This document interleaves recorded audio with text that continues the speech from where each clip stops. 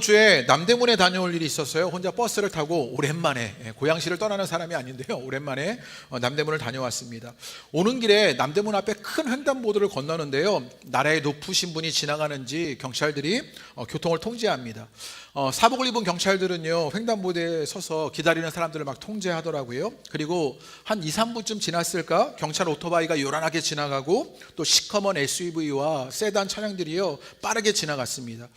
그리고 통제가 풀리고 사람들이 길을 건너는데, 그 횡단보도를 건너는 그 짧은 길에서 사람들의 욕설이 들리기 시작하는 거예요. 그래서 한 번이 아니라 제가 최소 한 5차례 이상은 들은 것 같아요. 18, 막 이러면서요, 사람들이 막 욕을 하면서 지나가더라고요. 물론 정치에 대한 불신이 워낙 크니 그분들의 욕설이 이해가 갑니다. 그래도 우리 사회가 2, 3분을 못 기다리는 냉소의 시대가 되었구나라는 생각이 들었어요. 사람들은요 냉랭하기만 합니다. 그렇게 냉랭한 사람들은요 냉소적으로 바뀌었고요, 그렇게 무엇인가를 다 냉대하는 일들이 우리 사회 속에서 일어나는 것 아닌가라는 생각이 들었습니다. 요즘 저출산 문제가 우리 모두에게 큰 이슈이지요. 청년들이 연애하지 않고 결혼하지 않는 청년들의 이야기가 많습니다. 그런 청년들이요 직장 이직률이 엄청 높다고 해요. 뉴스를 보니 10명이 입사하면 정년까지 일하는 회사원이 예전에는요 8명 정도는 되었는데 지금은 1명밖에 되지 않는다, 그런 이야기를 하더라고요. 왜 그렇게 청년들이 빨리 이직하고 회사를 그만두게 되었을까라고 생각해 보면 왜 그럴까? 그 직장 안에서 미래를 발견하지 못하기 때문입니다. 이 직장을 다녀도 나는 그저 이 회사에서 부품으로만 소모될 뿐 이 회사가 나를 책임져 주지 않는다라고 여겨지게 되니 미래와 희망이 없어 빨리 이직하게 되는 일들이 일어나는 것 아닐까라는 생각이 듭니다. 그 회사에서 열심히 일하면 결혼하고 집도 사고 자녀도 잘 키울 수 있겠다라고 여겨져야 하는데, 그런 미래가 없으니 청년들이 무기력하기만 한 일들을 만나게 되는 것이에요. 미래가 없고 무기력한 사회에서 느끼는 것은 아마 허무인 것 같아요. 한 라디오 프로그램에서 오은영 박사님이 나오셨는데, 이분이 청소년 자해와 자살에 관한 이야기를 함께 나눕니다. 최근에 응급실을 방문하는 자살 자해 환자 가운데 2명 중 1명이 10대나 20대들이래요. 자해하고 자살하는 일들이 10대는 70%가 늘었고요, 20대는 50%가 증가했다, 이렇게 설명합니다. 청소년 사망의 41%가 자살에 의한 것이다, 이렇게 말하더라고요. 그리고 이런 청소년들, 그리고 이런 20대들, 그리고 이런 자녀를 둔 부모님들에게 오은영 박사님에게 앵커가 한마디 해달라고 이렇게 얘기하니까 우리 오은영 아줌마가 이런 얘기를 해요. 애들아, 힘들 때 혼자인 것 같은데 조금만 옆에를 바라보렴. 절대 혼자가 아니야. 반드시 너를 아끼고 사랑하고 내 마음을 들어줄 사람이 있단다. 우리는 혼자가 아니란다, 이렇게 얘기하는 거예요. 그냥 그 오은영 박사님의 음성으로 막 이렇게 얘기하는데 앵커가요 막 눈시울이 막 붉어지면서 마음에 뜨거운 것들이 막 솟구쳐 오는 것 같아요. 찡한 마음들을 갖는 것이죠. 우리의 사회가 미래가 없고 소망이 없으니 어쩌면 허물을 살아가는 우리들에게 누군가 함께 할 수 있다, 사랑한다라고 말하니 그 마음이 찡한 것 아닌가라는 생각이 들었습니다. 냉랭하고 냉소적이고 냉대하는 사회 분위기 속에서 또 무한 경쟁을 살아가는 우리, 그 속에서 각자 도생의 길을 걸으며 미래 없이 희망도 없이 허무하긴 할 때 자해나 자살 같은 일들이 우리 사회에 빈번하게 일어나게 되는 것이요, 그러자 극도의 절망 혹은 무기력감에 빠져서 지배당하고 있는 우리들의 마음의 모습들을 보게 됩니다. 인생 수업이라는 책에서 책의 저자가 이런 이야기를 해요. 제가 읽어드리지요. 죽음은 삶의 가장 큰 상실이 아니다, 이렇게 말해요. 죽음이 가장 큰 상실이 아니라 가장 큰 상실은 우리가 살아있는 동안 우리 안에서 어떤 것이 죽어버리는 것이다, 이렇게 말했어요. 우리가 살아있는 동안 우리 안에서 어떤 것이 죽어버린 것, 그게 어쩌면 우리 안에 가장 큰 상실이다, 이렇게 이야기하는데 마음에 와닿았습니다. 우리가 살아있는데 우리 안에 어떤 것이 죽었습니다. 그러고 보니 우리 안에 열정이 죽었습니다. 사랑이 죽었고요, 감격이, 흥분이나 환희 같은 것들이 죽어버린 우리들의 모습을 보게 되는 것이요, 우리는 여전히 살아있는데 우리 안에 그런 감격이, 감탄이, 환희가, 그런 열정과 사랑이 죽어버리고 만 것은 아닐까 아쉬움의 마음을 갖게 됩니다. 어쩌면 현대인은 생존은 있는데 생명을 잃어버린 시대를 살아가는 게 오늘날 우리들의 모습이 아닌가라는 생각이 들었습니다. 왜 이런 이야기를 이렇게 길게 했느냐? 오늘 우리가 요한계시록을 보는 이유가 바로 여기에 있기 때문입니다. 우리도 미래도 없이 희망도 없이 극도의 절망, 무력감에 지배당한 채 가슴속에 어떤 것이 죽어버린 채 살고 있는 것 아닙니까? 그럴 때 우리에게 필요한 말씀이 바로 이 요한계시록의 말씀이지요. 특별히 우리는 이 요한계시록 말씀 속에 하나님을 향한 그 관심의 일들이 일어나야 하는 것이요. 한 2, 3년 전까지 신천지가 교회에 잘 찾아왔거든요. 그래서 저를 자주 방문했는데 제가 신천지가 예전에 한번 찾아왔을 때 이분들하고 한번 대화를 해봐야겠다 싶어서요. 세 분이 찾아오셨는데 이분과 대화했던 일들이 있습니다. 한 30분만 하려고 딱 그랬는데요. 말하다 보니까 논쟁이 돼가지고요. 한 2-5시간 대화했던 것 같아요. 그 일이 있고 난 이후에 아마 이분들이 말이 통한다고 생각했는지 제가 전도 대상자가 되었던 것 같아요. 그래서요, 저를 꾸준하게 그렇게 일관되게 찾아왔던 그런 일이 있는데, 그럴 때마다 그 신천지 분들이 제게 밀었던 말이 무엇이었냐면 요한계시록의 말씀이었어요. 저보고 요한계시록을 아느냐고 그렇게 물어요. 그러면서 요한계시록을 무엇으로 해석하냐요? 목사님 주석으로 해석하지요? 막 이렇게 얘기해요. 제가 그분들에게 그렇게 얘기했죠. 해석의 문제는 교회 공동체에게 주어진 것이지 이만희 해석에 다 맞는 게 아니다 이렇게 얘기했더니, 그랬더니 이분들이 무슨 소리냐 이러면서 목사님이 알지도 못하면서 그런 이야기를 한다, 이만희 우리 총회장님이 막 이렇게 할 거다 저렇게 할 거다 막 그러시길래 말이 더 이상 안 통하더라고요. 그래서 제가 그분이 돌아가시면 그때 얘기를 하자 제가 그랬더니요, 저한테 막 저주를 퍼부면서 저보고 더 먼저 죽을 거라고 어떻게 그런 말을 하냐고 막 저한테 막 그러셨던 일이 있었습니다. 이단들도요, 요한계시록을 언급하면서 종말을 말합니다. 그리고 우리가 14만 4천 명에 들어야 한다 이것을 강조하지요. 죽으림을 다해서 그 14만 4천 명 안에 들어가려고 종말을 기다리고 기대하면서 거기에 마음을 쏟는 일들이 있습니다. 그렇게 종말을 기다리고 기대하지요.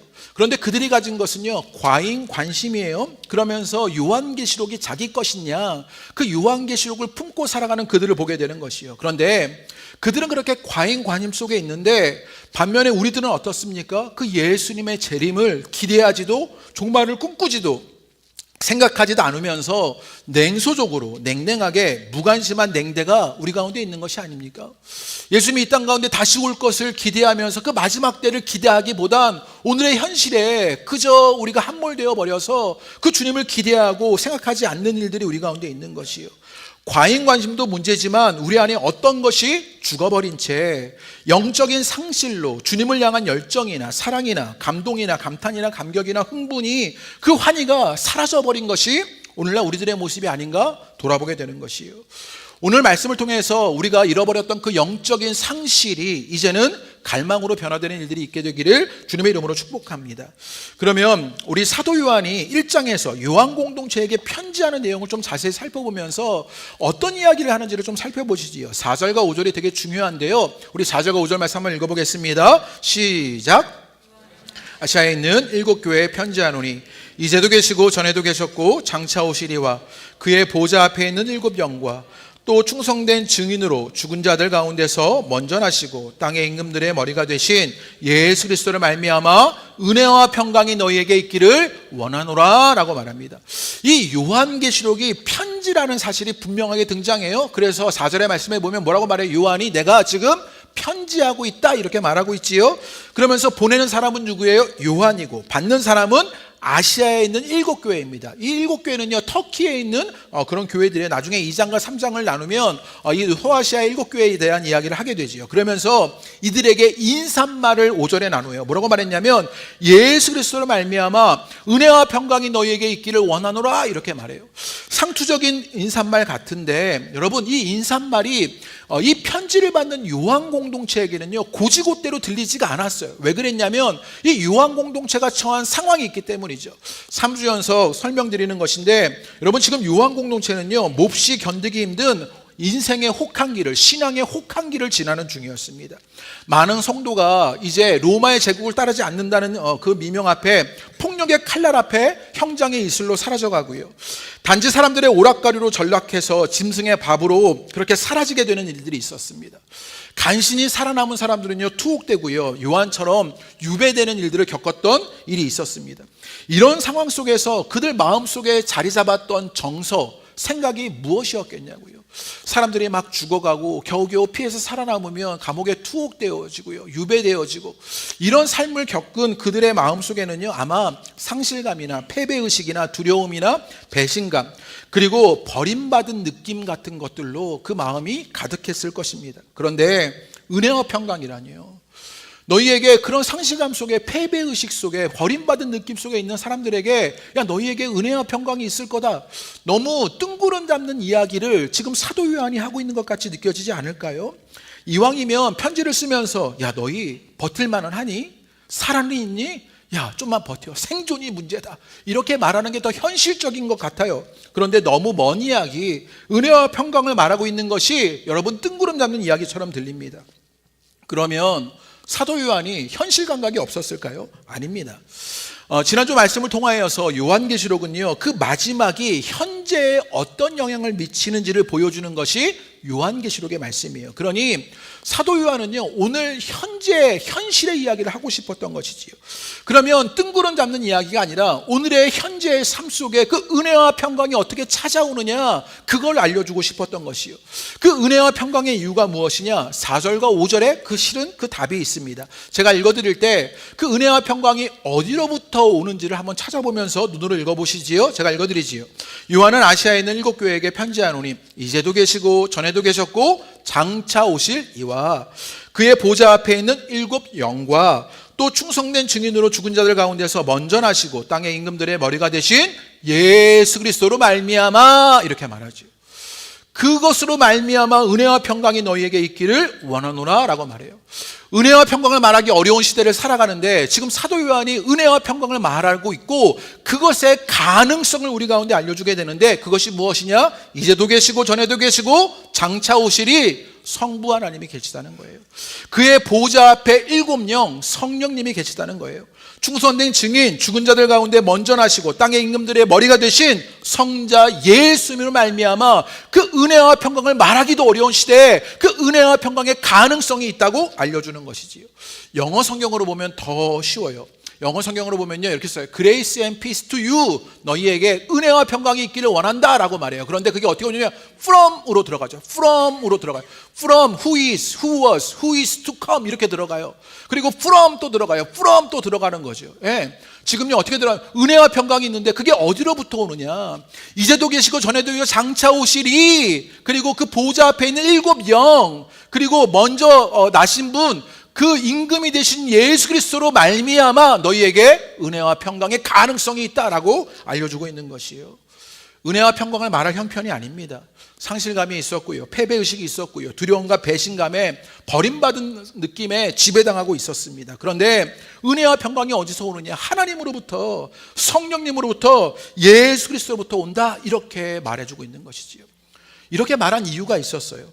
지금요, 성부 하나님을 이야기하는데 사도 요한은요, 그냥 성부 하나님 이렇게 얘기하지 않아요. 실은요, 이런 인사구는요, 어떤 서신서에서 아주 상투적인 인사구예요. 그런데 사도 요한은요, 성부 하나님에 대해서 아주 특별한 이야기를 덧붙여요. 뭐라고 그러시냐면 이제도 계시고 전에도 계시고 장차 오시리다, 이렇게 말하지요.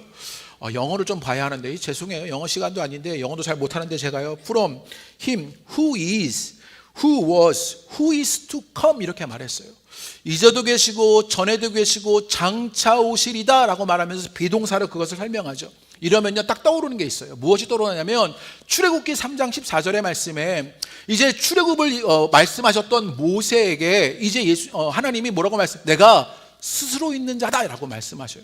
하나님이 스스로를 설명하시면서 나는 누구냐라고 물으니까, 그럴 때 나를 스스로 있는 자다라고 말할 때 영어로 하면 I am who I am, 이렇게 말하게 되는 거예요. 그런데 지금 이걸 빗대어서 이제도 계시고 전에도 계시고 장차 오시리 라고 성부 하나님을 설명하는 거예요. 지금 비동사로 who is, who was, who is to come 이렇게 설명하면서요, I am, who I am을 설명해서 빗대어서 인용해서 말하고 있는 것이지요.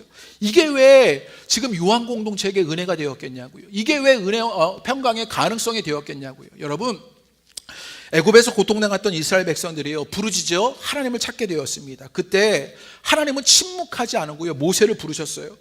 그러면서 그들은요 애굽에서 핍박당하고 고난당하고 그 바로의 압제 속에 어찌할 바를 모르게 되었을 때 이제 그 구원의 역사를 이루시는 분이 있다라고 알려줘요. 그게 누구예요? 스스로 계신 하나님, I am who I am의 하나님이었다고요. 그 하나님이 어떻게 하셔요? 세상의 중심이 애굽인 줄 알았어요. 세상의 중심이 바로인 줄 알았어요. 힘의 중심이 바로인 줄 알았는데 하나님이 그 스스로 계신 하나님이 그 모든 것을 초토화하시고 그들을 구원하신 일들을 보게 되었죠. 이스라엘 백성들은요 그걸 역사로 배웠어요. 말씀 속에서 그것을 품고 사는 사람들이었어요. 이 사실을 아는 요한 공동체에게 이 은혜와 평강이 성부 하나님으로부터 온다는 사실을 알게 되었을 때 그것은요 그냥 공수표가 아니었다고요.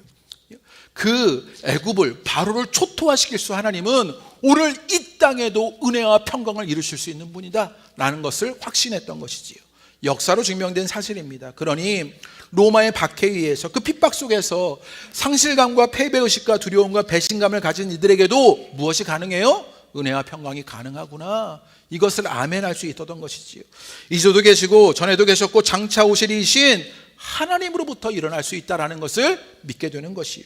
또 뭐라고 말해요? 그의 보좌 앞에 있는 일곱 영과 라고 말했어요. From the seven spirits 이렇게 말했지요. 이렇게 말했는데 은혜와 평강이 어디서부터 오냐면 이 일곱 영은 누구를 말하는 거냐면요 성령님을 말하는 거예요. 이게 이사야서에 등장해요. 우리 이사야서 11장 1절과 2절 말씀 한번 읽어보죠. 그리고요 이 영을 설명하는데 몇 개가 등장하는지 한번 눈으로 한번 세워보세요. 우리 한번 다 같이 읽어보죠. 시작. 이새줄기에서 그 뿌리에서 한 가지가 나서 결실할 것이요 그의 위에 여호와의 영 곧 지혜와 총명의 영이요 모략과 재능의 영이요 지식과 여호와를 경외하는 영이 강림하시리니 라고 말합니다.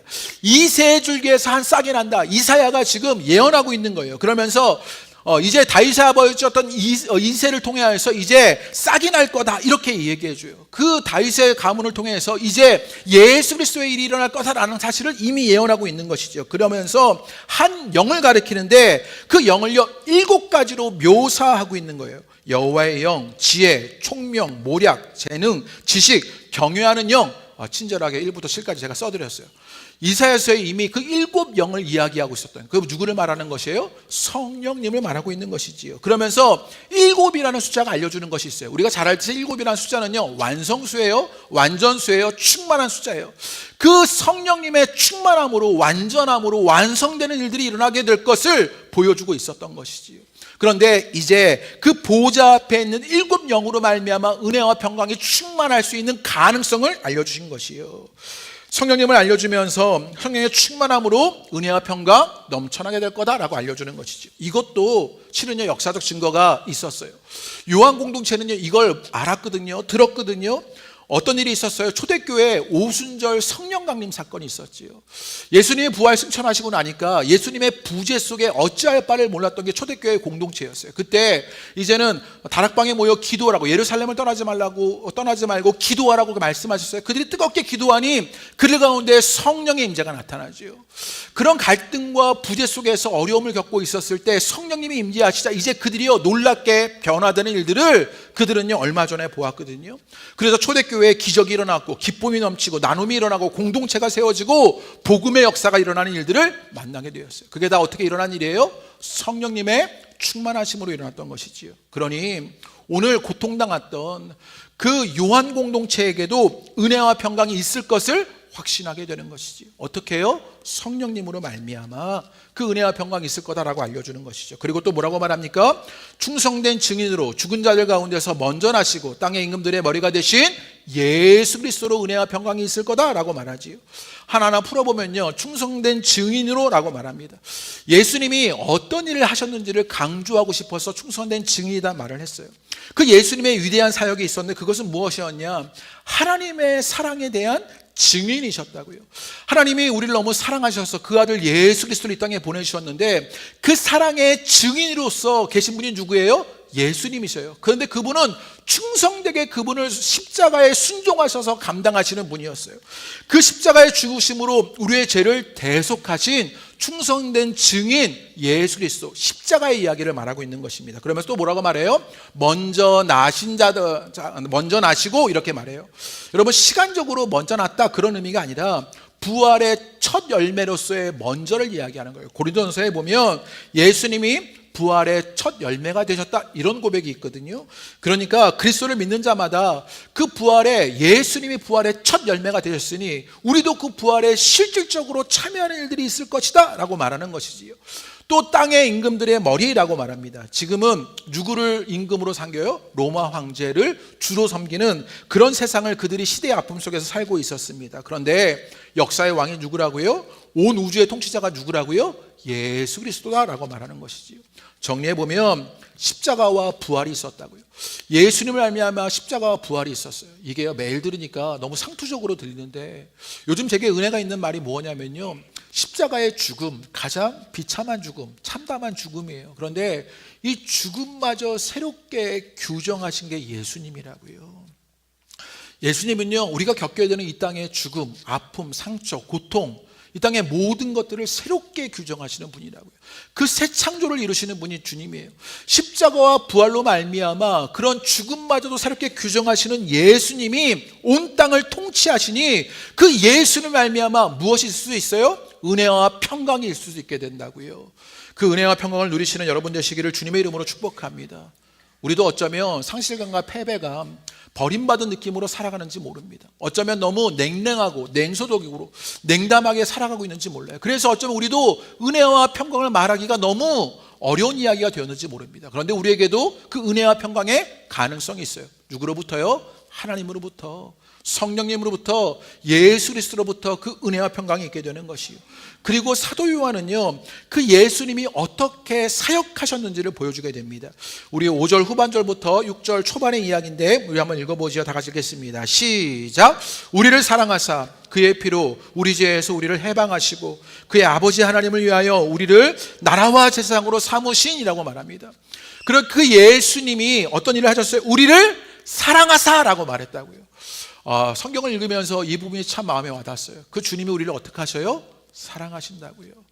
아까 설교를 시작하면서 오은영 아줌마의 이야기를 했는데, 자살하고 자해하는 청소년들에게 애들아, 힘들 때 혼자인 것 같은데 조금만 옆을 바라보렴. 절대 혼자가 아니야.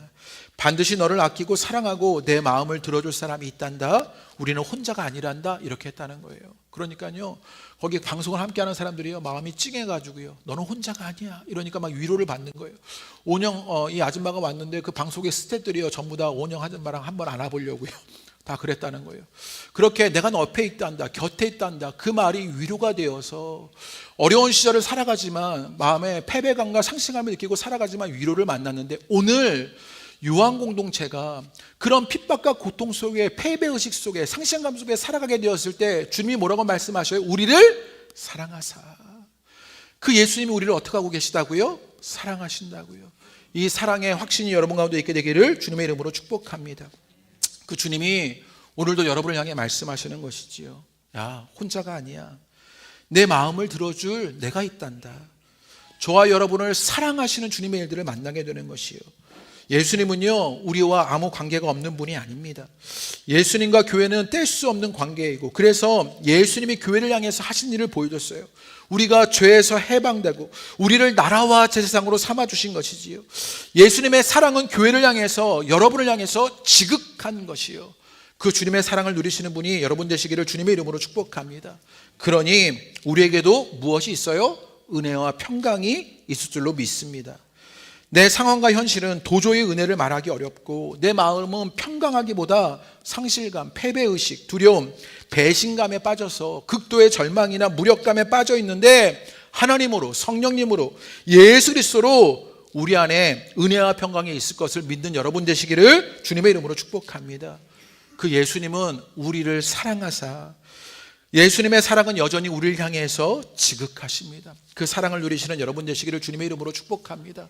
그러자 그 사랑을 누렸던 사도 요한이요, 어떤 일을 하고 있는지 오늘 말씀 속에서 보고 우리도 그것을 따라가는 믿음의 경주를 해야 하는데요, 그런 이 예수님의 일들, 그 은혜와 평강이 넘칠 일들, 우리를 사랑하신 일들을 보았던 이 사도 요한은요, 어떤 일을 하느냐. 지금 사도 요한이 어디에 있어요? 요한계시록을 쓰게 될 때 반모섬에서 유배당하고 있었다고요. 여러분이 유배당하고 있다고 생각해 보세요. 마음에 얼마나 조바심이 생겼겠어요? 그 미래가 얼마나 암담해서 염려가 생겼겠냐고요. 그러면 자연스럽게 마음이 냉랭해지고 냉소적으로 변하고 냉대할 수 있습니다. 마음 안에 어떤 것이 죽어버렸던, 살아있는데 마음 안에 어떤 것이 죽어버렸던 그런 마음이었을지 모릅니다. 그런데 사도 요한이 지금 무엇을 하고 있어요? 오늘 4절과 5절 말씀, 우리 사도 요한이 뭘 하고 있는지를 묘사해주는 4절과 5절을 보면요, 이렇게 말합니다. 요한은 아시아에 있는 7교회에게 편지하노니 은혜와 평강이 너희에게 있기를 원하노라. 우리를 사랑하사라고 말해요. 지금 사도 요한은요, 편지를 보내면서 은혜와 평강이 너희에게 있기를 빌어주고 있어요. 위로하고 격려해요. 그러면서 주님의 사랑을 확인하고 축복하고 있는 것을 보게 되는 것이요. 이 일이 우리 가운데도 회복되기를 주님의 이름으로 축복합니다. 요즘 우리 너무 냉랭하지 않습니까? 너무 냉소적이지 않습니까? 냉담하지 않습니까? 가정에서 남편에게, 아내들에게, 자녀들에게, 일터에서 사람들에게 찬양할 때 우리 너무 냉담하거나 냉소적이지 않아요? 우리에게 요한 공동체 같은 핍박과 고난이 있던 것은 아닙니다. 그런데 우리도 여전히 각자 도생을 살아가고 약육강식의 시대를 살아가는 것, 어쩌면 그러다 보니 우리도 너무 냉랭하고 냉소적으로 살아가게 되면서 우리가 정말 불행한 모습 가지고 살아가는 게 우리가 아닌가 돌아보게 되는 것이요. 서로 한번 바라보시지요. 예. 동지애가 있으셔요? 예. 예. 아, 동지애가 있으셔요? 예. 이 바라보는데도 이 눈빛이 벌써 냉소적이시면 예. 사랑의 눈빛으로 하트를 날리시면서요. 예. 그럴 수밖에 없었던 일들, 지금요 사도 요한은요 반모섬에 있었는데, 유배당했는데 예수님을 통한, 하나님을 통한 성령님의 은혜와 평강을 알았거든요. 사랑을 알았거든요. 그러니 그 중에서도 격려하고 위로하고 축복할 수 있게 되는 것이요. 어쩌면 우리는 너무 냉소적이어서 나와 너무 다르면 신경 끄고 살자 이렇게 생각하지 않습니까? 어쩌면 그만 상관해야 되겠다 이렇게 여기지 않아요? 어쩌면 우리는 그런 슬픈 시대를 살아가고 있는지 모릅니다. 사람을 향한 열정이 죽었고, 사랑이 죽었고, 감동이 죽었고, 감탄과 감격과 흥분과 환희가 죽어버린 우리 안의 모습들을 발견하게 되는 것이요. 사도 요한은 유배되었지만, 반모섬에 갇혀 있지만 하나님의, 성령님의, 예수님의 은혜와 평강을 알았습니다. 사랑을 알았습니다. 그러자 극도의 절망, 무력감을 넘어서 격려하고 위로하고 축복하게 되는 것이요. 유진 피터슨이요 책에서 이런 이야기를 했는데 이 말이 참 좋았어요. 지금요 사도 요한이 시적인 언어로, 상징적인 언어로, 그리고 1절부터 3절에 보면요 묵시와 계시의 언어로 지금 이야기하고 있는 거예요. 이 묵시와 계시의 언어가 무엇하고 있는지를 이 유진 피터슨이 설명하는데 이렇게 말합니다. 제가 읽어드리지요. 언어가 지닌 최고의 기능은 한 사람이 다른 사람을 동참하게 하는 관계로 불러들이는 것이다 이렇게 말했어요. 한 사람이 다른 사람을 동참하는 관계로 불러들이는 게 뭐예요? 언어다.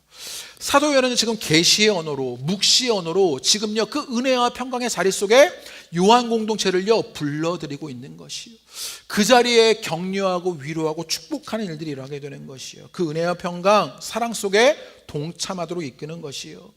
우리에게도 이런 일들이 넘쳐나게 되기를 주님의 이름으로 축복합니다. 이번 주 성도님들과 대화하고 전화하는 시간이 있었는데 은혜로운 이야기를 엄청 많이 들은 거예요. 한 분이 계신데 남편이 그렇게 미웠대요. 내 얘기 아니야? 막 이러시고 뜨끔하신 분들이 계실 것 같은데요. 남편이 그렇게 미웠대요. 남편이 그렇게 미워서 평생 원망하고 불평하면서 사는 그런 일이 있었는데, 그런데 이제 안 밉대요. 내 마음이 이쪽 끝에서 이쪽 끝으로 갑자기 움직이는 일이 일어났대요. 저를 만났거든요. 저를 만나시길 바라요. 제 일은 아니었고 저를 통해서. 그런데요 마음이 이쪽 끝에서 저쪽 끝으로 움직이시는 그런 일이 일어났다고. 그래서 그 남편을 향한 마음이 달라지자 말이 달라지는 일이 있었다고. 그 옛날에 밥을 차려줬지만 지금은요 당신 잘 다녀와, 맛있게 먹어, 이런 말들이 나온다는 거예요. 이 얼마나 놀라운 변화냐고요. 은혜와 평강이 찾아오는 것, 주님으로 말미암아 우리 가운데 일어나는 일 아니냐고요.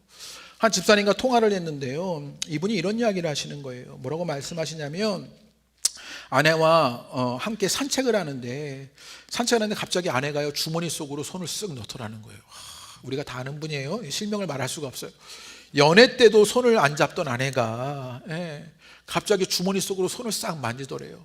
그러면서 마음에 확 일어나는 생각이 있었대요. 그게 무엇이었냐면, 내가 아내의 앞만 보고 살았는데 그제서야 아내의 뒷모습이 보이기 시작했다는 거예요. 야, 이게 놀라운 변화가 아닙니까? 예. 그러면서요, 너무 부지런히 성실하게 돈 벌며 살아가냐면서 앞만 보고 살았는데 그제서야 그 삶에 지쳐있는 아내의 뒷모습이 보이기 시작했다. 그분이 그 이야기를 하시더라고요. 그러면서 요즘에 아내를 기쁘게 해줄 일이 자기가 기도뿐이어서 기도하신다고 이렇게 말씀하시는 거예요. 네, 놀라운 변화 아닙니까? 제가 이야기를 듣고 할렐루야 라고 고백했습니다. 왜 이 고백이 할렐루야가 될 수밖에 없어요? 우리 안에 은혜와 평강을 말할 수 없는 그때에 그런 것이 다 상실되어 버린 우리 시대 속에 주님으로 말미암아 그 은혜와 평강의 가능성을 만나요. 그 주님이 우리 가운데 주시는 은혜와 평강과 사랑을 만나게 되니 우리도 누군가의 손을 잡아줄 수 있고 우리도 위로하고 축복하고 격려할 수 있게 되는 것이요, 그 은혜의 회복이 우리 가운데 있게 되시기를 주님의 이름으로 축복합니다. 그렇게 우리가 바라보는 눈이 달라지고 언어가 달라지고 손잡아주는 일들이 생기는 것이요. 그리고 사도 요한에게 있는 모습이 있습니다. 우리 6절 후반절부터 우리 8절의 말씀, 이건요 뉘앙스를 잘 살려서 지금요 은혜와 평강이 없는 시대에 은혜와 평강이 있다. 어떻게 있느냐? 주님으로부터 말미암는 은혜와 평강이 있다는 사실을 이야기해요. 그러면서 지금요 사도 요한이 이 6절 후반절부터 8절을 고백하고 있는 거예요. 그 뉘앙스를 잘 살려서 고백해야 하는데 우리 한번 읽어보죠. 읽겠습니다. 시작. 그에게 영광과 능력이 세세토록 있기를 원하노라. 아멘. 볼지어다 그가 구름 타고 오시리라. 각 사람의 눈이 그를 보겠고 그를 찌른 자들도 볼 것이요 땅에 있는 모든 족속이 그로 말미암아 애곡하리니 그러하리라. 아멘. 주 하나님이 이르시되 나는 알파와 오메가라. 이제도 있고 전에도 있었고 장차 올 자요 전능할 자라 하시더라 라고 말합니다. 어떤 뉘앙스인 것 같아요? 지금요 반모섬에 유배되어 있지만 그 핍박 속에 패배감과 상실감에 머물러 있지만 은혜와 평강의 가능성이 주님으로 말미암아 우리 가운데 있구나라고 말하니 그에게 영광과 능력이 세세토록 있기를 원하노라. 아멘 하고 외치더라고요. 이 아멘이 여러분 가운데 외쳐지게 되기를 주님의 이름으로 축복합니다. 또 뭐라고 말해요? 볼지어다 그가 구름 타고 오시리라 하고 아멘 외치는 것이요, 다시 오실 주님을 향한 갈망이 샘솟고 있는 것이지요. 주님이 다시 오실 때 그 영원한 하나님의 나라의 소망이 내게 있다는 것이요. 여러분, 우리가 신앙하는 건 이 소망 잊지 않는 것입니다. 우리가 믿음 생활한다면 주님이 다시 오실 때 그 영원한 하나님의 나라가 우리 가운데 있다는 것 소망하며 살아가게 되는 것이요, 이 소망 붙잡는 여러분 되시기를 주님의 이름으로 축복합니다. 이 주님을 향한 갈망이 지금 사도 요한에게 있었다고요. 그래서 뭐라고 외쳐요? 볼지어다 그가 구름 타고 오시리라. 아멘 하는 것이요. 자기가 말하고 자기가 아멘 하는 것, 이 사람이요 지금 환희와 감격 속에 있다는 것을 알게 되지요. 여러분, 가장 큰 상실은 우리가 살아있는데 우리 속에 어떤 것이 죽어있는 것이다. 아까 그렇게 말씀드렸지요. 어쩌면 우리 속에 냉랭하고 냉소적으로 냉담한 마음들, 그 주님을 향한 갈망이 그렇게 죽어가고 있었던 것 아닙니까? 주님을 향해서 냉랭하고 냉소적이고 냉담하고 무관심했던 것 아닙니까? 그럴 때 이제 우리 가운데 회복되어야 하는 것, 주님을 향한 갈망의 마음인 것이요, 이 갈망이 살아난 여러분 되시기를 주님의 이름으로 축복합니다. 이찬수 목사님이요 그래서 이런 설명을 하시더라고요. 성경에 보면요 갈망하는 마음이 그렇게 잘 표현되어 있다는 거예요. 그 대표적으로 시편의 말씀이 있는데 다윗이 이런 고백을 합니다. 시편 63편 1절의 말씀 우리 한번 읽어보죠. 읽겠습니다. 시작. 하나님이여 주는 나의 하나님이시라. 내가 간절히 주를 찾되 물이 없어 마르고 황폐한 땅에서 내 영혼이 주를 갈망하며 내 육체가 주를 앙모하나이다 라고 말합니다. 다윗의 시예요. 그런데 다윗이 이 시를 언제 쓴 거냐면 참담할 때 쓴 시예요. 그 참담함이 언제였냐면 지금요 압살롬이 쿠데타를 일으켜서 다윗이 예루살렘을 떠나 도망가야 했던, 광야로 도망가야 했던 바로 그때입니다. 아들이 자신을 배반하는 일을 겪던 이 다윗이요 얼마나 참담했겠냐고요. 극도의 절망감과 무력감을 느꼈을 것입니다. 그래서 1절에 뭐라고 표현해요? 물이 없어 마르고 황폐한 땅에서. 그 물이 없어 마르고 황폐한데 그때 다윗이 하는 것이 무엇이었냐? 주를 갈망하며 주를 앙모하나이다 라고 고백하는 것이요, 이 주를 향한 갈망이 여러분 가운데도 회복되기를 주님의 이름으로 축복합니다. 여러분, 기적이 필요한 시대를 살아갑니다. 사업은 위태하고요, 재정적인 어려움은 내 마음을요 좀먹고 있습니다. 사랑으로 키운 내 자녀들이요 내 뜻과 다르고요, 관계들은요 자꾸만 어긋나는 것 같고요, 몸은 점점 쇠약해지고 상하기만 합니다. 생존은 있는데 생명을 잃어버린 일들이 우리 가운데 일어납니다. 그때 우리 가운데 있어야 할 일, 물이 없어 마르고 황폐한 땅에서 우리는 주님을 갈망하며 주님을 앙모하는 일들이 우리 가운데 일어나게 되기를 주님의 이름으로 축복합니다. 그래서 사도 요한은요 이렇게 외쳤어요. 볼지어다 그가 구름 타고 오시리라. 주님을 갈망하는, 그 주님을 기대하고 갈망하는 일들이 이 상실의 시대에 우리 가운데 갈망의 결실을 맺는 은혜가 있게 되시기를 주님의 이름으로 축복합니다. 그래서 우리가 은혜와 평강을 이 어려운 때에 살아가는 은혜가 우리 공동체 가운데, 여러분의 가정 속에, 여러분의 삶의 자리에 넘쳐나게 되기를 주님의 이름으로 축복합니다. 우리 이렇게 찬양하시면서 기도하실